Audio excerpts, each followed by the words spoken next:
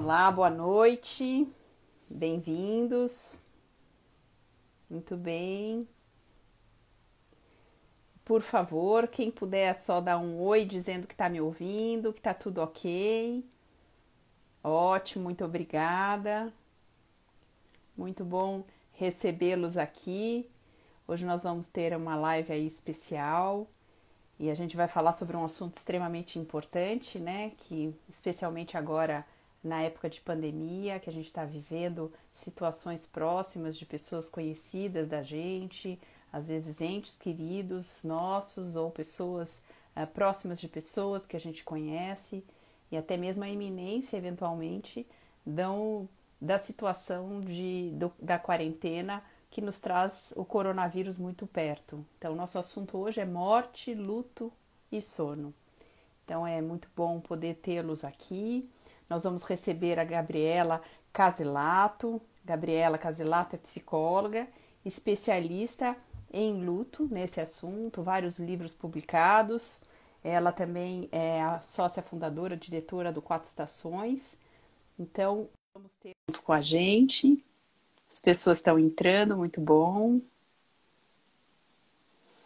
Muito bem. Olá, Gabriela. Olá, Silvia, como vai? Boa noite a todos. Muito bom, prazer poder recebê-la aqui no nosso Instagram da ABS, Associação Brasileira do Sono, né? Uma entidade brasileira que organiza o sono numa estrutura multidisciplinar.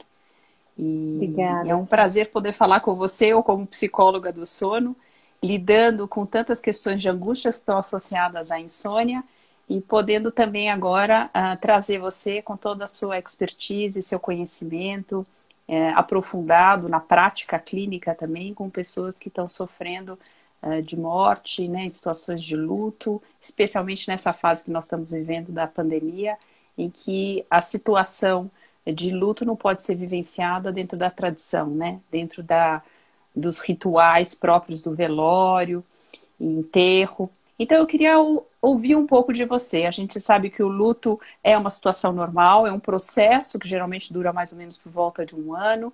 Então eu queria ouvir um pouco da sua experiência, o que você pode contribuir aqui para todos nós, não só que somos da área do sono, mas todos os nossos ouvintes aqui, muitas pessoas que não são especialistas em sono, mas se interessam pelo assunto. Muito obrigada pelo convite, Silvia, é uma honra. Deixa eu só te falar uma coisa, eu e mais alguns não estamos te vendo, a sua câmera parece um pouco embaçada, não tem a sua É. imagem nítida. Então eu tenho que descobrir aqui como eu faço para É, colocar essa câmera. tá Eu bem. acho, como é a primeira vez. Ah, será que é isso? É isso. Pronto, resolvi. Pronto, muito obrigada. Pronto. Eu tinha que colocar a câmera voltada para mim e ela estava para o fundo. Pronto, então Pois tá é, ótimo. esse é um dos Muito fatores de bem, eu sou insônia então da. Silvia. Hum, esse é um dos Esse, fatores de esse é insônia, o né? fator. Dominar a Agora então eu vou me tecnologia. apresentar aqui. Essa aqui sou eu, Silvia Conway, psicóloga da Sono. Eu sou diretora da Associação Brasileira do Sono também. Então, Gabriela Caselato é nossa convidada da noite para a gente falar de morte, luto e sono. Gabriela é especialista na área, vários livros publicados. E de tempos em tempos, Gabriela, eu vou renovar aqui a nossa conversa falando um pouco sobre você para as pessoas que vão entrando. Então, e também acompanhando as perguntas para poder fazer para você, certo? A gente vai ter uma conversa de mais ou menos uns Tá ótimo. 40 minutos e conforme as perguntas forem acontecendo, eventualmente a gente estende aí mais uns 15, 20 minutinhos, tá bom? Tá ótimo, obrigada, cara. Muito bem, muito obrigada. Muito bom. Então você estava começando a falar um pouco da questão de luto, não foi isso que você introduziu?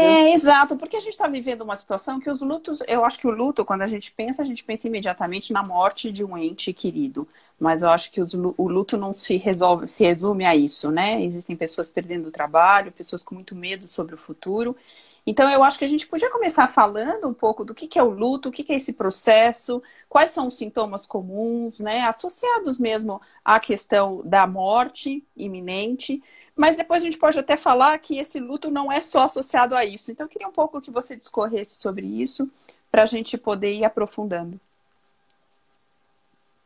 Tá bem, tá bom. Então, a questão do luto acho que é bem importante até para poder chegar, né, nessa costura sobre o luto e a questão da insônia, né, e tentar ampliar um pouco a questão da insônia nesse momento da pandemia, versus as questões de perdas, né? O luto ele é um processo normal e esperado de reação, né?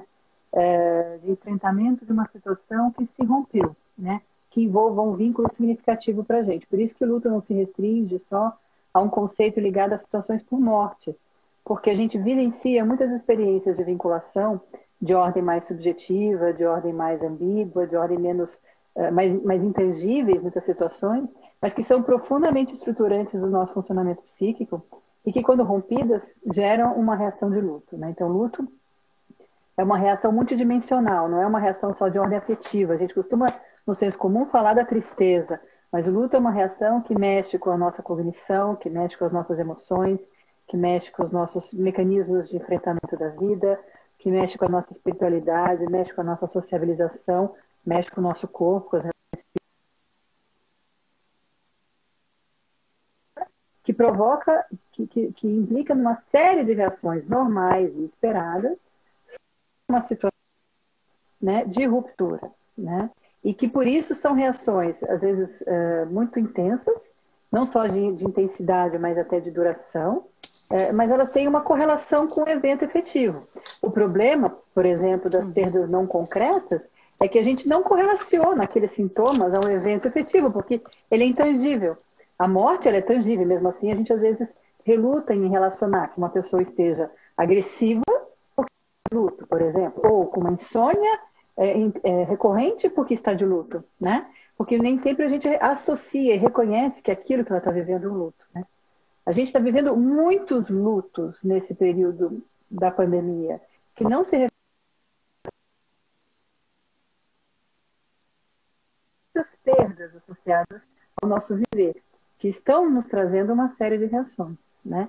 E acho que a perda mais desencadeadora, né, que só para abranger um pouco, depois a gente volta para as questões de morte, desse senso de controle que a gente perdeu é a perda do que a gente chama de um mundo presumido, né? A vida que nós tínhamos não existe mais. E nas diferentes fases da cronologia da pandemia, nós estamos nós estamos enfrentando, né?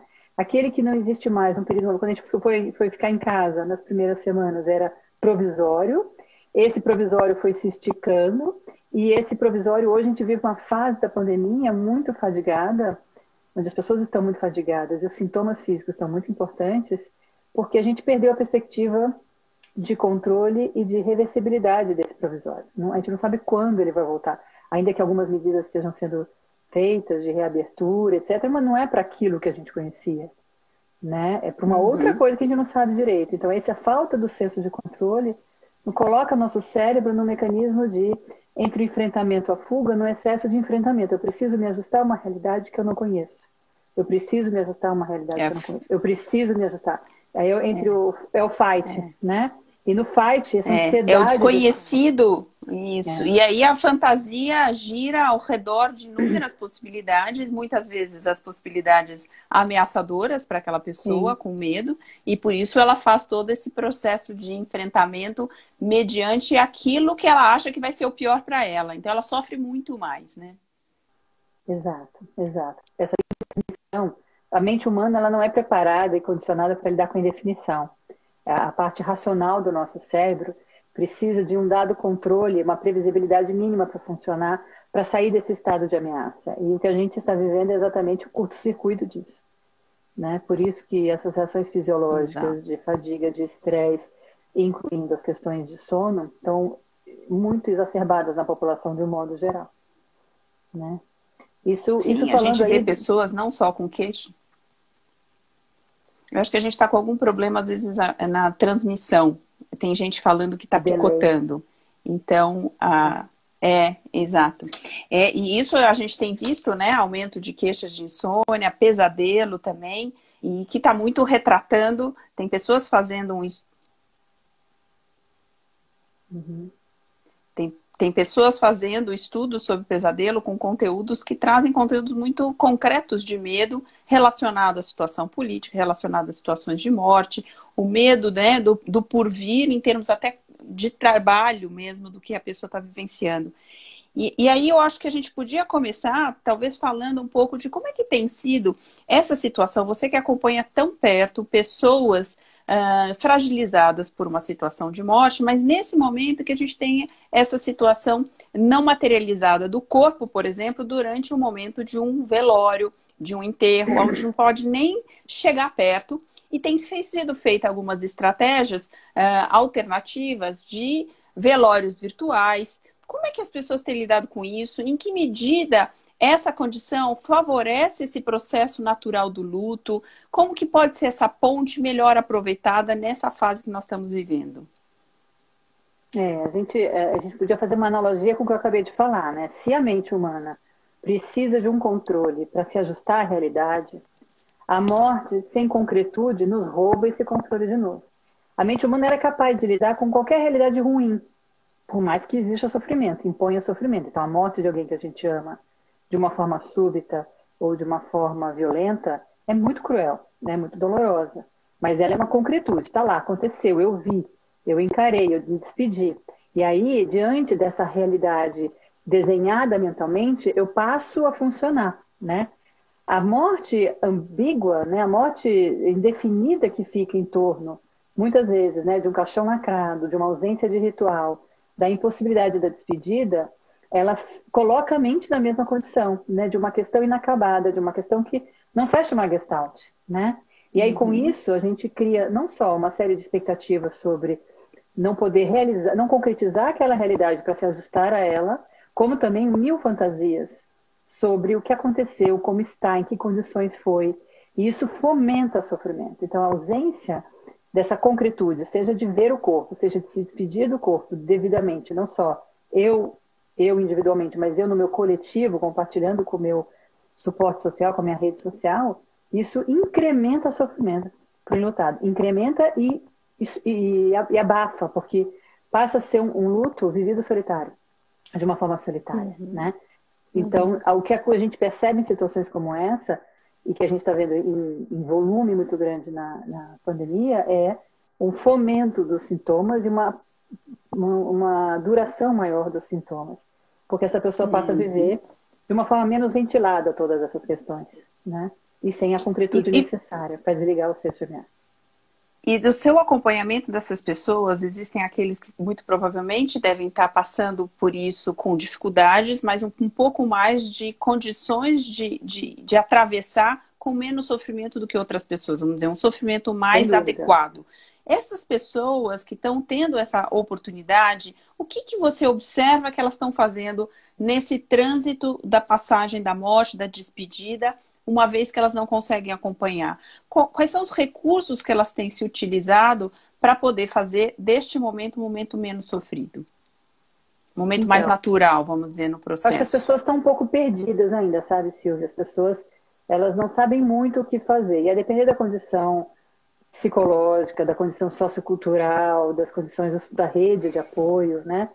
Tem redes que são muito criativas e ativas e rapidamente ajudam o enlutado a criar ideias de despedida ou envolver o enlutado numa despedida também, mas muitas vezes não. Então, assim, não dá para dizer que é uma coisa homogênea. O que eles estão tendo que se valer é de um ajustamento a um novo cenário. E isso implica numa flexibilidade de postura, numa criatividade, né? Então, hoje, do mesmo jeito que a gente está usando o Instagram, né? E fazendo live, né? Para poder fazer psicoeducação, para poder se comunicar com a população e passar mensagens. Da mesma forma, a gente está tendo que usar isso para tudo, para conviver com os amigos e também para se despedir. Então, o meio virtual, muitas vezes, ele está sendo um jeito, uma maneira para você poder sociabilizar com as pessoas, compartilhar, homenagear, fazer cerimônias de despedida, cerimônias de cunho espiritual, muitas vezes ou não. Mas existem as possibilidades de encontros presenciais. São os sugeridos, mas a gente sabe o que estão acontecendo, né? De pessoas que vão ao cemitério, um número menor, mas se encontram, né? Outro dia eu acompanhei uma experiência muito interessante de uma pessoa que publicou no Facebook o enterro da avó, que ela mesma quis registrar. Então, ela registrou todo o processo dela chegando ao cemitério, no cemitério parque, se despedindo. As pessoas estavam com balões brancos, era um número pequeno de pessoas, mas é com certeza um número maior que 10. As pessoas sentadas separadamente. Tinha lá um respeito mínimo de segurança sanitária, né?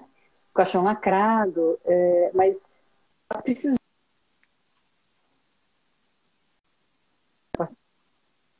pedir daquela pessoa, né? Então, é uma criatividade, né? Se em outros, há 4 meses atrás, isso seria considerado quase bizarro, né? Porque não fazia parte da regra social. Hoje, tem sido ajustada a uma nova regra social. E talvez não vá mais embora, talvez a gente mude para esse novo, né? Novas formas de se considerar essa despedida, esses rituais, né? A gente vê um pouco de tudo, mas as pessoas ainda estão perdidas, sabe, Silvia? Sei. Tem aqui 2 comentários que eu acho que estão vinculados a isso que nós estamos conversando, que é um da Verenice falando: lidar com o oculto, manejar o inexistente parece que é um pesadelo. E aí a Andréa Bacelar também faz uma pergunta que está alinhada com o que você está falando, que é: o fato de não termos velório e ver o enterro piora a aceitação do luto? Piora. Piora por essa questão, né? Torno na experiência emocional. Você faz referência àquela experiência cognitiva, sensorial, física, social, de dizer: aconteceu, é real.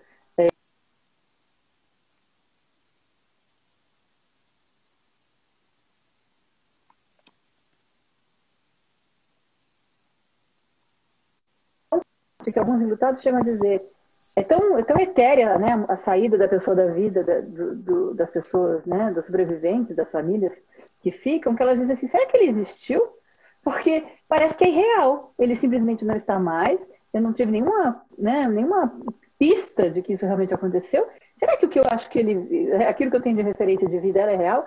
Essa é uma experiência relativamente. Já ouvi de alguns enlutados essa frase, né? Tamanha o aspecto surreal que fica do luto. Então, isso não ajuda o enlutado.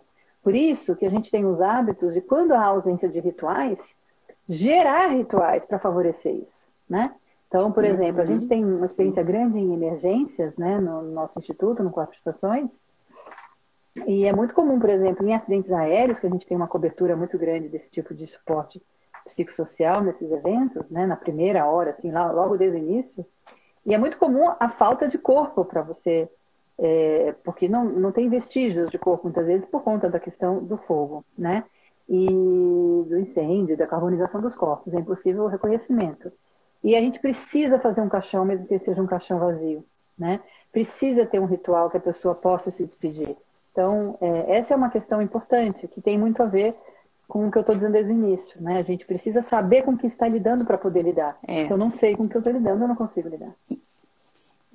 E as perguntas estão chegando dentro dessa conversa nossa. Como ter o luto quando não se pode abraçar os amigos? E você está justamente nos ajudando a entender que a gente tem que criar maneiras alternativas, né? Então eu queria que você falasse um pouquinho como tem sido, como que é esse esquema dos velórios virtuais. Você disse de alguns grupos, talvez sociais e familiares, que logo abraçam a causa e criam uma movimentação que dão esse espaço de aconchego, de sensação de estar acompanhada nessa fase, para não ser solitário, como dessa forma muito isolada do sofrimento de um ente querido.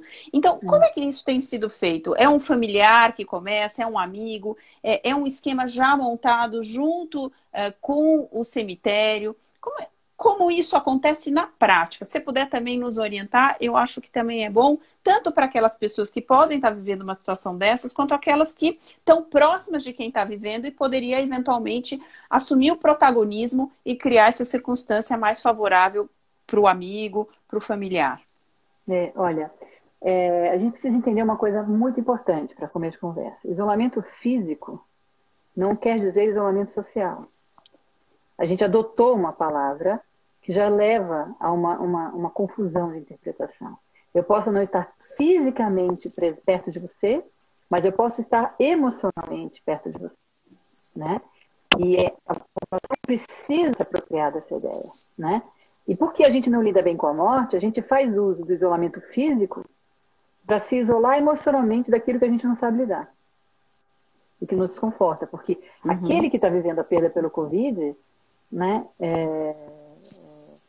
está vivendo algo que eu poderia estar vivendo. Nossa identificação, nosso medo de identificação com a situação é tão grande que as nossas defesas são grandes. A gente corre esse risco de fazer um uso do isolamento físico para gerar um isolamento emocional. E é tudo que o enlutado não precisa. Ele não precisa estar só, mesmo que isolado fisicamente. Então, começando aí. Uma vez que a gente assume isso, todas as práticas, né, o enlutado fica muito perturbado frente diante da morte, né? Não consegue levantar, cozinhar, tomar remédio. Então, às vezes, alguém que pode deixar uma sacola ou uma comida pronta na porta, tocar a campainha e ir embora, porque nem sempre está a fim de conversar, né? Ele pode... Então, tem muitas coisas. Então, quem começa, falando dos rituais, pode ser o próprio enlutado, que é menos comum, justamente porque a maioria deles está muito tocado pela dor, pelo desespero. Então, às vezes, alguns parentes mais distantes, ou um pouco mais sob controle emocional, conseguem pensar nisso, né?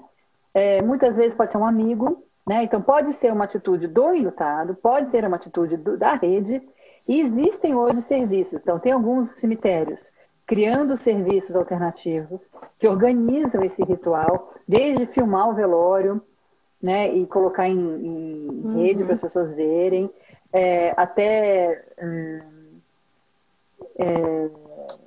favorecer a presença das pessoas online, num grupo, de uma sala de Zoom.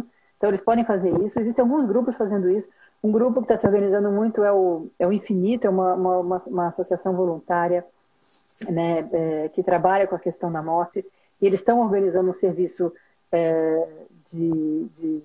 como se fosse uma consultoria para essa, desde preparar tudo para a família até ajudar a família a pensar, né? Então, tem diferentes níveis de ajuda, né? Chama Infinito. Então, tem várias formas. Os cemitérios começam a se organizar, os particulares, claro, começam a se organizar para isso, né?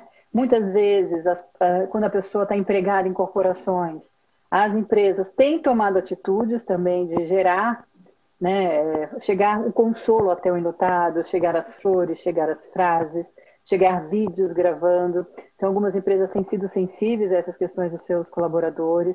Então, na verdade, Silvia, a ajuda pode vir de qualquer lado. A questão Basta ter uma iniciativa, né? Quem toma a iniciativa, né? Empatia e iniciativa, né? Olha só, mas como é novo, a gente não tem mesmo uma regra, as coisas estão nascendo, está tudo meio difuso ainda, né? E aí eu acho que tem uma pergunta muito interessante para poder orientar, e eu acho que é um pensamento novo, que é da Tânia Nica: como lidar com as crianças nessas situações de rituais virtuais, né? Onde você não tem a concretude, a criança em geral precisa desse aspecto concreto, e o ritual virtual, para nós que fazemos essa abstração, ele pode ser realmente uma ponte, igual nós estamos aqui conversando, um bate-papo gostoso, uma troca importante, enriquecedora, que nos orienta. Mas como fazer isso com as crianças numa situação de ritual virtual sem ter a concretude de uma prática convencional? Olha, a criança, ela precisa mais do que tudo de estar rodeada de adultos que se disponham a conversar com ela abertamente. Começa por aí. Seja na situação anterior que a gente tinha de presencial, como hoje, a criança sempre esbarra na dificuldade dos adultos de falarem sobre a morte.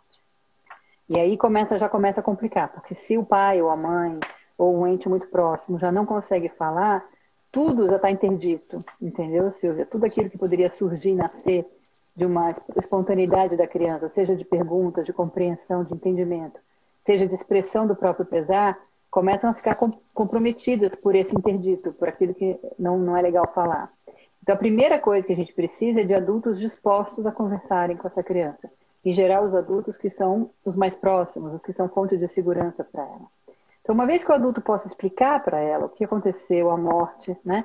A morte precisa ser conversada honestamente com a criança, numa linguagem simples, sempre partindo daquilo que ela entende, né? Da linguagem que ela entende, do que ela já entendeu do cenário, né?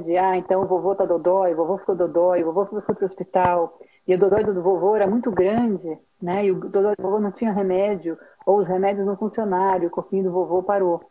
né? Então, por exemplo, conversas assim podem avançar no sentido de ajudar a criança a entender a realidade da morte e aí poder se expressar, porque ela precisa se expressar, ela também pode se despedir. A ausência da concretude, né, atrapalha também a criança, né?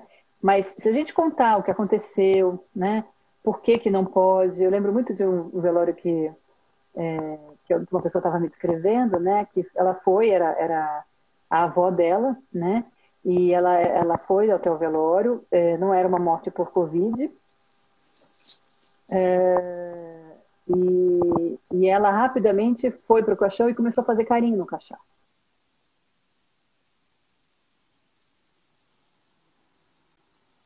E pediu licença para ela e pediu para que ela passou alquinho na mão dela, passou álcool no caixão, limpou uma área grande do caixão e disse: agora você pode fazer carinho. Né? Não impediu a criança de se expressar, mas criou uma posição segura assim, de ponto de vista sanitária para que aquilo não fosse um problema, pensando que uma criança faz isso, põe a mão na boca e está tudo certo, né? Enfim, então eu acho que a questão é de ajudar a criança a entender e de ajudar a criança a poder se despedir. Se ela não tem o corpo para se despedir, como essa menina que eu acabei de descrever, ela pode simbolizar, ela pode fazer um desenho para o vovô ou para a mamãe, ela pode cantar, ela pode dançar, e endereçar essa expressão de dor e de despedida de alguma forma, né? Depois no cemitério ou em algum outro momento, né? Fazer um cantinho, né, de despedida do vovô, da vovó, da mamãe em casa, com a fotinho. Então, existem muitas formas, de novo, de tornar concreto aquilo que está abstrato. Mas sempre Muito dando bom. as E possibilidades. Se a deixa eu hora que só está de novo concreto, retomar. Isso. a hora que Olha só, concretiza, ela se despede. nós estamos aqui com a Gabriela Caselato, psicóloga especialista na área de morte e luto, e ela está aqui podendo nos ajudar a fazer a ponte com tantos problemas de sono que nós estamos vivendo, em virtude do momento da pandemia. Nós começamos falando realmente da morte de um ente querido, mas a ideia é a gente poder lidar com tantos outros lutos que a situação da quarentena está nos trazendo. Então, façam suas perguntas. Eu estou tentando acompanhar aqui as perguntas à medida que elas estão aparecendo, mas algumas eu vou ser sincera que eu não consigo acompanhar, e aí eu peço para que reproduzam caso eu não tenha feito, ok? Gabriela, antes da gente passar um pouco, eu queria falar do cenário de morte e associado com isso que você trouxe sobre a criança, a importância dela se expressar, né? Pode ser através de um desenho, pode através de uma dança, mas que ela possa de fato endereçar o sentimento dela. Teve uma pergunta que eu consegui anotar da Thelma Costa Alves, que é sobre visualização criativa, e eu acho que a gente se une a isso. Se por acaso o trabalho, a técnica de visualização criativa pode subsidiar esse processo também de expressão do sentimento frente à impossibilidade de lidar com o luto de forma mais direta, conforme o que seria previsto e a pessoa estaria já mais acostumada. Sem dúvida, é um recurso, todo recurso de ordem simbólica, né, que ajuda o indivíduo a expressar simbolicamente, seja por meio de uma visualização, seja por meio de uma dramatização, seja por meio de uma expressão artística, são formas poderosas, são recursos, instrumentos terapêuticos poderosos para isso. Não tenha dúvida. Isso vale para crianças, mas também vale para adultos, né? É bastante, né, importante tocar uma música, né, a música preferida da pessoa, né? Fazer a comida que a pessoa mais gostava, como um ritual de despedida e oferecer para as pessoas de casa que estão lá também. Tem muitas formas, então toda e qualquer recurso que está a serviço de concretizar ou de formar símbolos que fazem essa ponte entre o vínculo pré-existente e a ausência, são recursos efetivos de construção. Ótimo. E assim, a Thelma, quando ela fez essa pergunta, ela agora trouxe um pouco mais da explicação. Ela tem um parente que perdeu 8 parentes nessa fase aqui de pandemia. Então, essa pessoa tem se vinculado às fotos e está agarrada às fotos. Agora ela buscou uma ajuda profissional, mas aqui vem uma pergunta. Seria o caso de tirar as fotos desses parentes? Não, gente, a gente tem que prestar muita atenção, assim, existe o nosso tempo e o tempo do enlutado. O tempo de quem está de fora, em geral, é muito menos tolerante para a dor do que o tempo do enlutado. Ele já viveu uma experiência profundamente violenta de ter uma morte súbita e repentina de alguém significativo. Então, você arrancar um símbolo, né, no sentido de fomentar, como se ele não ver a foto, ele vai sofrer, ele vai parar de sofrer. Mentira. Se ele precisa ver a foto, é porque aquele ainda é um recurso que o liga ao ente querido. E isso ainda é uma necessidade psicológica dele. Ele vai ter o momento dele de não ter mais tanta necessidade das fotos. Mas esse é um movimento que vem de dentro para fora e não imposto pela sociedade. Pelo contrário, a gente corre o risco até de fazer um efeito contrário. Ao tirar, fomentar ainda mais a necessidade dele de estar mergulhado nas fotos, entendeu? Então a gente precisa respeitar a necessidade do enlutado, que em geral não necessariamente representa o que a gente faria ou o nosso tempo de luto. A gente tem uma tendência a esperar que o luto... Você vê, a gente está falando de um enlutado, nesse caso, que tem alguns meses de luto, 2, 3 meses, né? Se você pensar que você perdeu 8 pessoas que você amava de uma vez e você só quer as fotos dela, não é pedir muito que esse enlutado queira ver isso, né? Queira estar em contato com esses elementos, né, representativos. Então, não faz sentido nenhum tirar. Ótimo, muito obrigada. E estão aparecendo questões aqui associadas com suicídio. Então, acho que a primeira que eu vou fazer para eu poder fazer a ponte com as outras que estão aparecendo é sobre estresse, falta de sono, muito trabalho dos profissionais de saúde, levando muitas vezes ao suicídio. E aí, tem uma outra questão que também apareceu, é como lidar com o suicídio, que eu acho que a gente pode até ampliar um pouco mais, né, para além só do suicídio nesse momento de profissionais de saúde, que eventualmente acabam fazendo por essa escolha, tamanho, o estresse e o sofrimento psíquico. Pensar no suicídio mesmo, como lidar com o luto de uma situação dessas. E também a gente tem a Lúcia Feijó aqui, que também trouxe uma situação de crianças, como lidar com as crianças, filhos nesse momento. Já estavam afastados, função do trabalho, e agora uma morte por suicídio atravessa essa relação. Então, são questões que estão circundando o suicídio que a gente pode pensar tanto nesse momento mesmo de acolhimento e orientação do profissional de saúde, como fazer com que a família dele lide com essa situação de suicídio, e aí, se puder falar um pouco do suicídio, o luto do suicídio de uma forma mais ampla, eu agradeço. Tá bom. Lúcia Feijó, um beijo para você, querida. Eu vou voltar um pouco para o tema do sono, que foi a primeira pergunta, para não fugir, inclusive, o tema da nossa conversa, para quem tem expectativa, né? Falando da prevenção do suicídio, né? E aí falando da fadiga e do estresse. A ausência do sono, e você com certeza, Silvia, sabe muito mais disso do que eu, por ser especialista nessa questão, né? Ela é um fator de risco importantíssimo para a questão da saúde mental. E a gente está vivendo uma situação em que tem muitos fatores de risco. Então, o estresse, a fadiga, o medo, a ameaça, né? A insegurança, os conflitos, às vezes demasiados dentro da convivência excessiva dentro de casa. Então, a gente tem uma pessoa que está num corpo fadigado, né? A gente está vivendo várias fadigas, a fadiga da incerteza, a fadiga do Zoom, né? Essa fadiga excessiva, que se deu o nome de fadiga de Zoom, que é a fadiga da experiência virtual, né? Por exemplo, quem trabalha, como a gente hoje basicamente na tela, a gente tem 70% da nossa, de 60% a 70% da nossa expressão comunicacional é não verbal. Então, imagina, a gente que se expressa, eu então, italiana aqui, que falo, mexo, ando, estou aqui confinada a me expressar para vocês só com o meu rosto. Obviamente que inconscientemente e conscientemente eu gasto muito mais energia para me fazer valer, me expressar, porque eu não tenho esse não verbal. Do mesmo jeito que eu também vou fazer muito mais esforço para captar a mensagem da Silvia, que está aqui comigo nessa conversa, porque eu não capto tanto o não verbal dela, a não ser a expressão facial.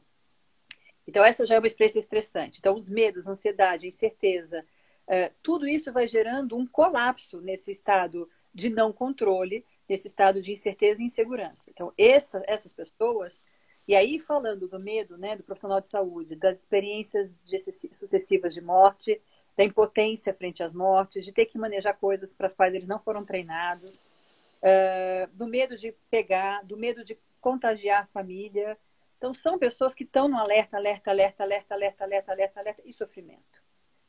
Se elas não criam mecanismos de alívio, né, se elas não têm autocuidado, se elas não têm experiências de compensação emocional, de prazer, etc., elas podem sofrer. E todos os estudos da pandemia estão levando nessa direção de que a população mais atingida é a população de linha de frente, são os profissionais de linha de frente, que estão sofrendo muito com a saúde mental. A população em geral toda vai sofrer uma epidemia dentro da pandemia de saúde mental, mas dentre as escalas de pessoas mais afetadas, os profissionais de saúde. Então, a gente tem que cuidar dos profissionais de saúde.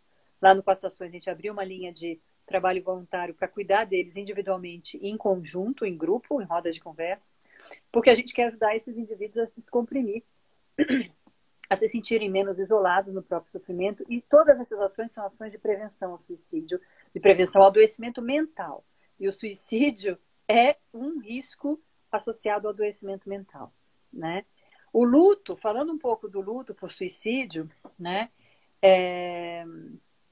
Ele é uma experiência muito complexa, porque entre os riscos, né, ligados ao tipo da perda, é uma experiência súbita, violenta, né, auto-infligida. Então, as pessoas em volta sempre lidam com uma experiência importante de culpa e de raiva, muitas vezes. Então, de estigma, é uma morte estigmatizante, assim como a do Covid também é. Então, o luto por suicídio tende a ser um luto muito intenso e também muito solitário, né? Esse é o fator de risco. Então, quando a gente trata o luto por Covid, a gente tem que se valer muito dos nossos estudos sobre luto por suicídio, justamente porque algumas condições se intercomunicam, apesar de serem experiências distintas, né? Então, podemos dizer, teve até uma pergunta sobre isso, que o suicídio poderia ser considerado a morte mais trágica, mais difícil para os parentes lidarem? É uma condição de perda desafiadora, mas a gente não pode dizer que é o pior tipo de perda. Eu vou te dar um exemplo. Eu posso perder uma avó de 95 anos de morte natural e me sentir absolutamente devastada. A morte era esperada, ela teve um processo, teve uma despedida, mas aquela figura era uma figura profundamente representativa na minha vida e foi tão trágica como se fosse um suicídio. Eu acho que a sua resposta é excelente, porque o sofrimento, a gente não pode medir o sofrimento do outro, né? O sofrimento, ele é legítimo. Então, eu acho que foi excelente a resposta em frente a isso. E aí, eu acho que a outra questão é como lidar, né? Que veio essa questão, não sei se você chegou a responder, senão eu te peço para explorar um pouquinho mais. Como lidar, então, um parente que perde alguém por suicídio, qual é a melhor forma dele poder enfrentar esse momento? Então, a primeira coisa que a gente tem que ajudar de novo, né? Por isso que eu falo como a gente se emparelha, é ajudar esse enlutado a sair da solidão, do isolamento, né? Ele vai ter vergonha de falar disso. Pensa bem, não sei se você na sua rede já conviveu com alguém que perdeu por suicídio, mas pensa quantas pessoas chegaram para conversar com esta pessoa.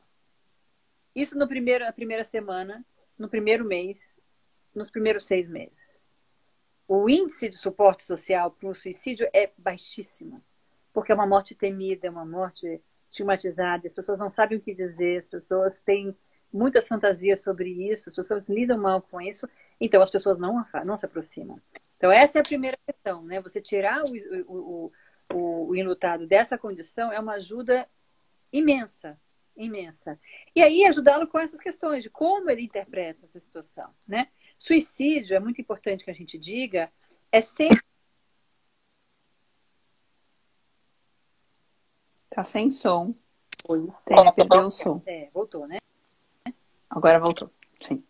Que pode ser uma experiência de adoecimento súbito, né? Então um surto, um rompante, e às vezes um processo que vem vindo pelas beiradas, né? Mas a experiência de você tirar a própria vida, em última instância, ou na primeira instância, é sempre uma saída frente a um sofrimento profundo que a gente sente que não tem mais saída para lidar.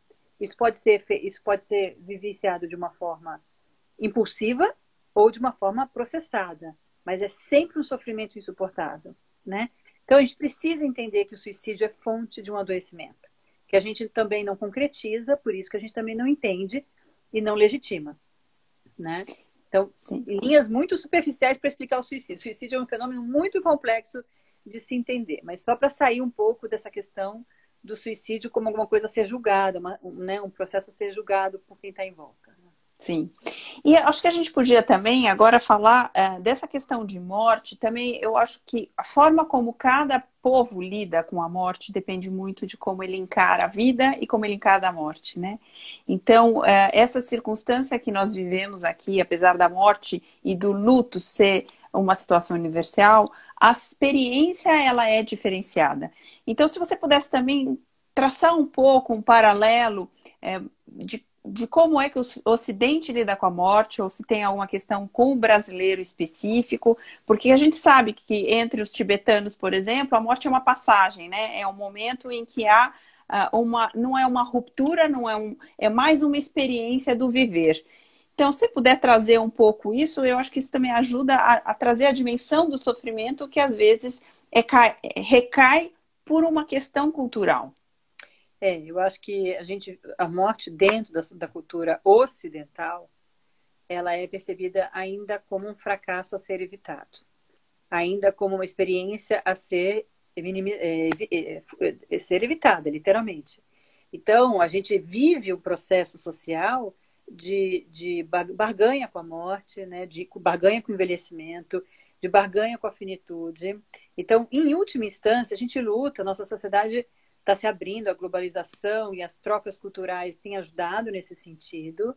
Experiências coletivas ajudam muito nesse sentido, e acho que talvez essa tenha sido uma das experiências enormes que a gente está vivendo de perdas coletivas, né? Mas a morte na nossa cultura, em última instância, é vivida como um fracasso, né? E porque é um fracasso, a gente não lida bem e a gente foge dela. Então, diferente de entender ela como parte da vida, a gente entende ela como um desvio da vida, né? Então, quando a gente fala da morte, é como se a gente está indo na direção de tudo aquilo que a gente não quer. E porque isso a gente se prepara mal, a gente conversa mal, a gente educa mal, a gente não vive essas experiências da forma como deveria viver. Desde aquele peixinho que morre lá no aquário de quando a gente era criança, até a perda de um ente querido, né? A gente não tem essa experiência cultural. E um outro desafio, falando de cultura ocidental, no Brasil a gente tem diferentes culturas dentro da mesma cultura. Se você pegar a experiência cultural de uma pessoa do Nordeste com uma pessoa do Sudeste, você vai ver experiências culturais, ritualizações e formas de encarar a morte. Eu vou te dar um exemplo. Pegue uma mulher de uma condição sociocultural média, alta, paulista, e pegue uma mulher de condição sociocultural baixa, socioeconômica baixa, do Nordeste. Essa mulher tem 8 filhos, e ela diz para você: eu tive 10 filhos, vingaram 8. E a mulher paulista, ela vai ter 2 filhos e vai dizer para você assim: quantos filhos você tem? Nenhum. Porque se ela perder um, ela vai ter vergonha de dizer que um dia teve. Então, assim, de onde vem essa diferença? Uma diz que vingou, quer dizer, que sobreviveram tantos, porque ela espera que a morte exista, pelas condições socioeconômicas e culturais que ela vive. Esta não espera que a morte aconteça e lida como um fracasso. A gente está dentro do mesmo país. Mas então a gente tem que lidar com essa diferença. Eu lembro muito de um casal que eu atendi há uns anos atrás, e ele era do Nordeste e ela era paulista. E ela chega para mim horrorizada, porque ele perdeu o pai, e ele foi ao enterro do pai, e ela não. Quando ele volta muito orgulhoso, assim, no sentido de empoderado, com uma foto na mão, e ele mostra a foto para ela, querendo compartilhar com ela um momento importante, e era a foto do pai no caixão morto. E ela regala o olho, incrédula: como assim? Que coisa horrível, não me mostra uma coisa dessa, chocada. Para ele, era parte da despedida registrar a morte. Para ela, o registro da morte era muito mórbido e terrível de ser enfrentado. Então, a gente precisa considerar as diferenças culturais dentro do nosso próprio país e respeitá-las. Quando a gente tenta homogeneizar, a gente passa por cima da narrativa do outro. E muitas vezes a gente gera uma violência dentro da própria dor do luto, né? Olha só, olha o que vem vindo. A morte é a única certeza que temos na vida, né? Lucília Ribas, Lucy Feijó. Falar de morte é falar de vida. Precisamos falar sobre morte. Eu perdi agora qual é o nome da pessoa, mas teve uma pessoa importante: educar sobre a morte. Então, está vindo bastante afirmação, né, da importância dessa conversa que nós estamos tendo. E a Tânia Nica faz uma pergunta que eu suponho que a sua resposta vai ser sim, mas eu deixo para você realmente responder e poder argumentar, que é: o número de morte elevada por Covid pode levar ao aumento de estresse pós-traumático por conta da cultura da morte no nosso país? Sem dúvida, sem dúvida. A gente tem a banalização da morte, né? Gera uma violência, gera uma experiência traumática. Outros elementos podem gerar a experiência do trauma e ao estresse pós-traumático, né? Mas a forma de como a morte é respeitada ou não, né? Então, por exemplo, tem um site na internet muito interessante, chama Inumeráveis, não sei se você já teve acesso, no Instagram ele também tem. E eles fazem, eles são voluntários, são jornalistas e pessoas que se voluntariaram para criar narrativas a partir dos relatos dos enlutados sobre a vida de quem morreu. Para não dizer que eles não são números, eles são pessoas. E a cada dia eles vão lançando, né, sobre uma morte, uma história de uma pessoa. E isso é uma forma de tirar a pessoa dessa banalização e dessa desvalorização da vida, né? Então, sim, a forma como a morte é tratada pode ser uma violência secundária. E eu estava aqui pensando, Gabriela, que toda essa explicação que você deu sobre o suicídio, a circunstância de um sofrimento psíquico enorme e a morte encarada no Ocidente como um fracasso e uma situação difícil, de fato, de lidar com as circunstâncias que nos esbarram, que nos trazem obstáculos, né? A ponto até de uma pessoa escolher por suicídio, escolher um caminho de desistência da vida, tamanho sofrimento com relação àquilo que eventualmente ela não está conseguindo êxito. Então, o quanto a nossa sociedade, da forma como ela está articulada em cima da garantia do processo com eficiência, com produtividade, com um estresse exacerbado pelo resultado de sucesso, de excelência, pautado numa convenção social, cria essa circunstância também durante uma quarentena de uma dificuldade de lidar com o inesperado. Por mais que a mente humana, como a gente começou a falar, é uma mente de fato formulada, tem um processo em que o costume, a rotina cria uma circunstância de todo dia você saber o dia de amanhã, isso dá uma segurança.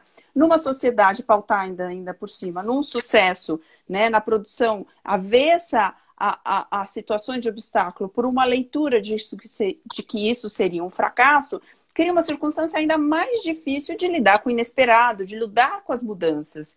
E aí acho que nesse sentido a gente podia fazer um vínculo para falar um pouco dos vários lutos, que são lutos para além da morte física de um ente querido. Eu só queria retomar a ideia do suicídio, assim, o suicídio não é uma escolha, né? Ele é, para a pessoa que está em sofrimento, ele não é uma opção. Ele é só um caminho de alívio da dor, né? Então, não é que ele escolhe ele não consegue mais escolher. O suicídio, por isso que é quando a pessoa chega nessa instância, onde ela não consegue mais escolher, entendeu? É muito importante, porque parece que ela tem essa opção, ela não se vê com essa opção. Agora, sobre essa questão que você fala, é bem importante. Nessa sociedade produtiva, de performance, numa sociedade em que eu brinco que a tristeza não tem lugar, a tristeza é medicalizada, que o Facebook está todo mundo sorrindo com seus pratos de comidas bem feitos e a sua vida está tudo lindo, a gente se sente lá, né? Quem está vendo, nossa, a vida está uma maravilha, a minha que é uma porcaria, né? Ou a minha está tão difícil, a dela está tão resolvida. Então a gente vive numa sociedade que vai atrás, né, desses mitos e que banaliza e nega as experiências de sofrimento, de conflito, de incerteza, etc. Então, a gente, por exemplo, né, começar por isso, a gente tem uma licença de luto que chama-se licença nojo. Oficialmente a licença no Código Civil, né, chama-se licença nojo, quer dizer, aquela licença que a pessoa é dispensada há poucos dias, 3 dias, se não me engano, consecutivos, né, pela morte de um ente direto, né, chama nojo não pelo nosso senso, é o nome apropriado do português, do jurídico português, né, da linguagem portuguesa, que quer dizer licença do pesar, mas é estranho que seja adotado no português brasileiro, porque parece mais um reforço do estigma da morte, né. Mas a gente tem 3 dias para se recuperar e voltar para a produtividade, né? E isso porque se eu tiver um laço consanguíneo ou uma relação de conjugalidade, porque se eu for uma amiga, se eu for a psicóloga que perdeu um paciente, se eu for uma pessoa um pouco mais distante, eu não tenho esse direito. Então a gente vive uma sociedade que o tempo todo vai empurrando para esse lugar onde a gente não tem um processo pessoal a ser respeitado, né?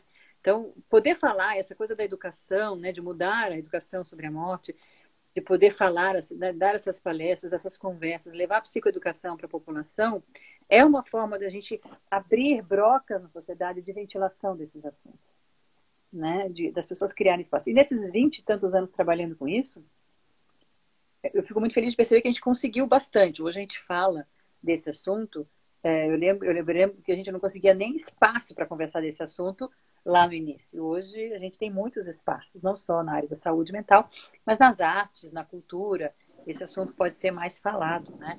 E isso é bastante importante, né? Então,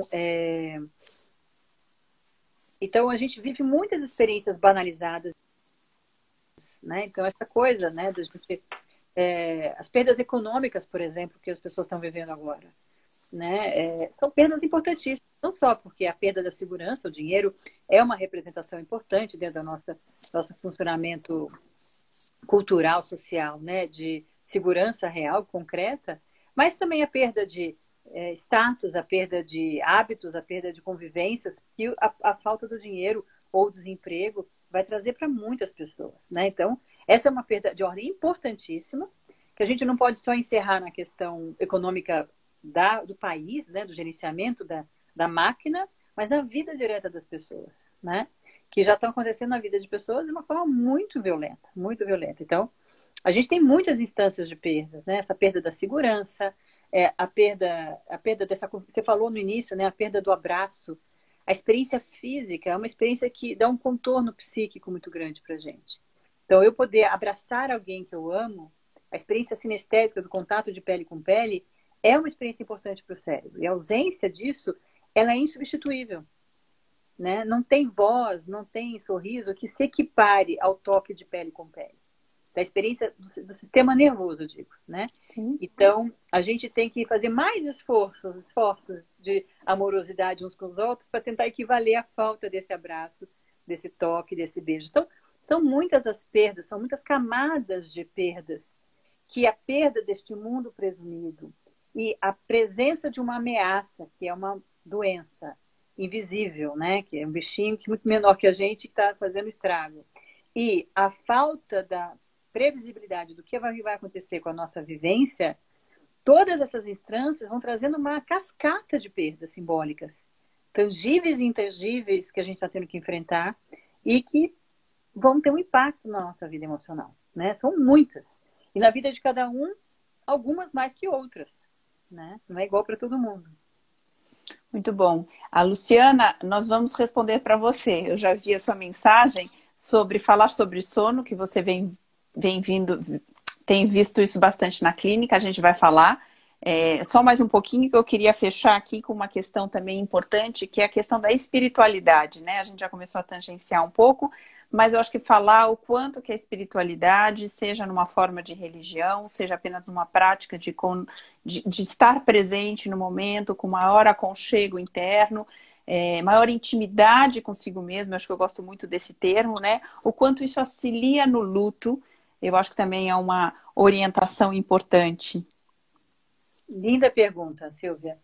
Linda a ideia de estar mais consigo mesmo, né? Isso mesmo. A espiritualidade, ela está dentro do nosso funcionamento, no nosso sistema de crenças.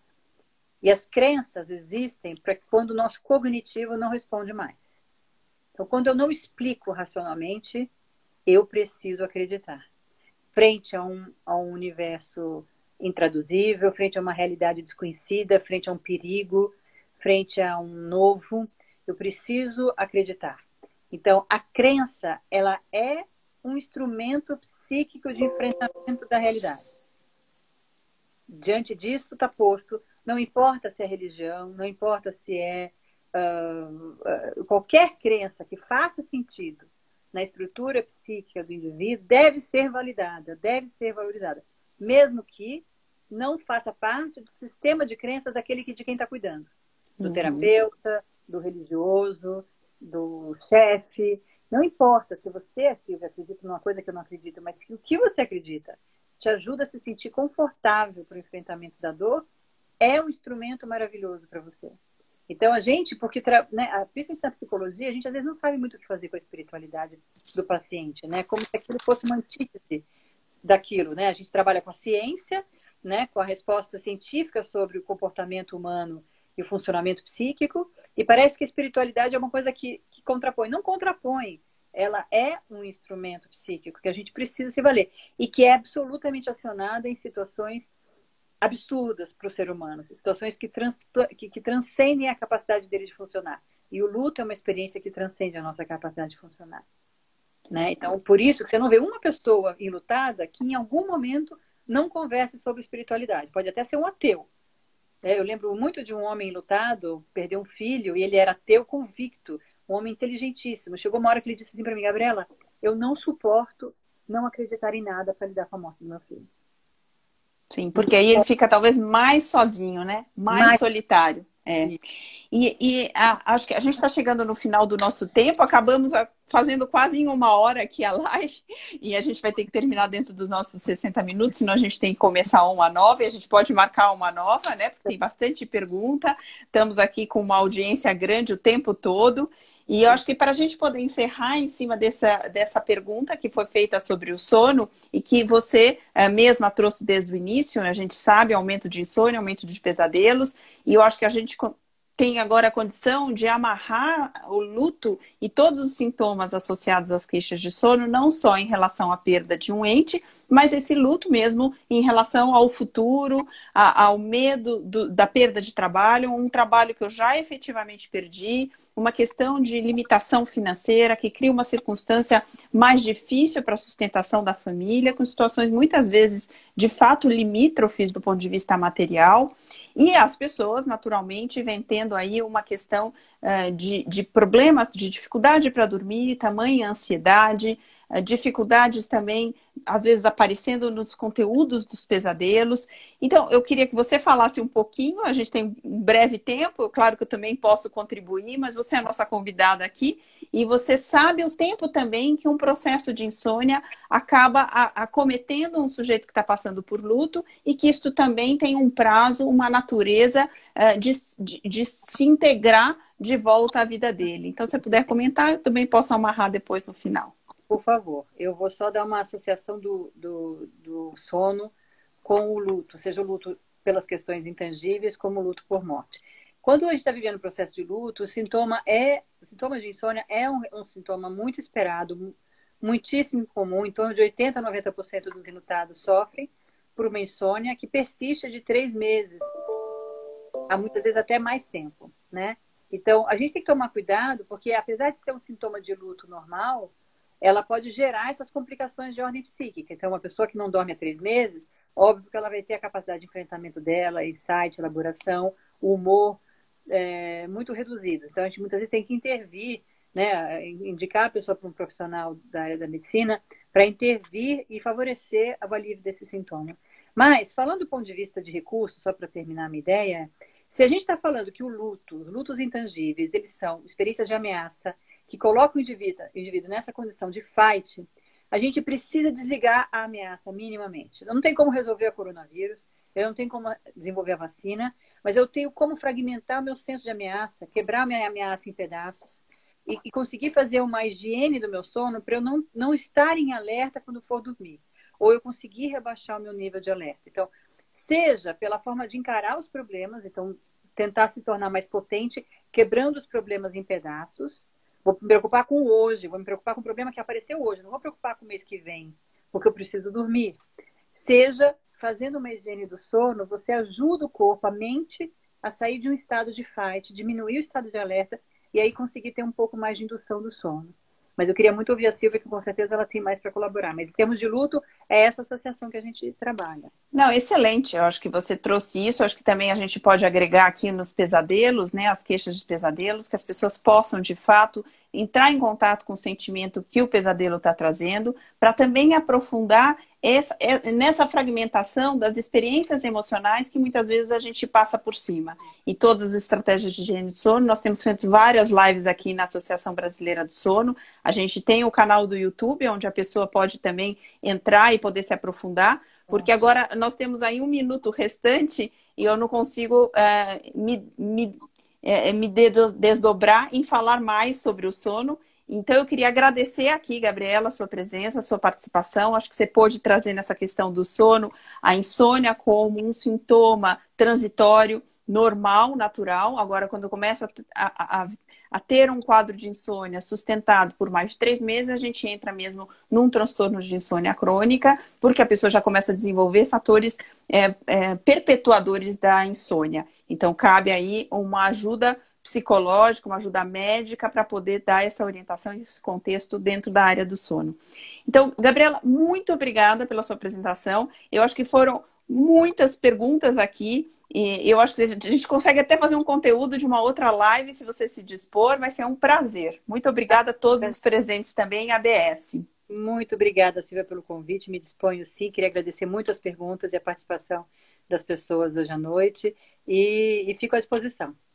Muito bom, muito bem. Tá bom? Muito obrigada, gente. Obrigada. Tchau, obrigada pela presença de todos. Tchau, tchau. Boa noite, gente. Bom sono. Bom sono.